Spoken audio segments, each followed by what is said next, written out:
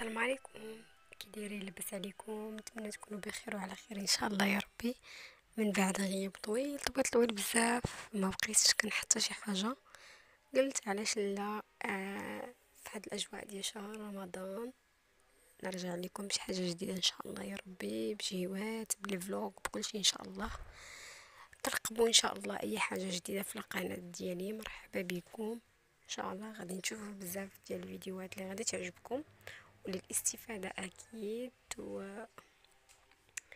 وهنا كما كتشوفوا هذه المنطقة ديال سيدي يحيى الغرب، درت فيها بعض الجولات خفيفة. منطقة شعبية وزوينة، كانت فيها أجواء رمضان غزالة بزاف، نتمنى تعجبكم.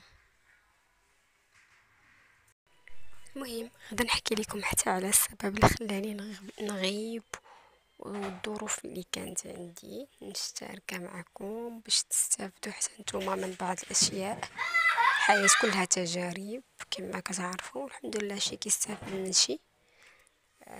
المهم كما كتشوفوا الصراحه زوينه الدنيا هنايا والاجواء رمضان غزاله.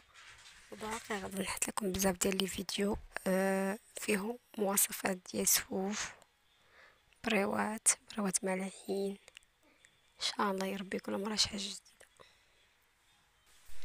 كما كتشوفوا ما شاء الله على طبيعه في هاد الضيعه ديال الدخله ديال الغرب ديال سيدي يحيى. من بعد ما كتخرجوا من قنيطره كاين سيدي يحيى، صراحه فيها طبيعه غزاله. واخا كان الجفاف هاد العام ولكن الحمد لله، ولكن هما شويه المهم عندهم الجو شويه زوين، صبات عندهم الشتا. الحمد لله.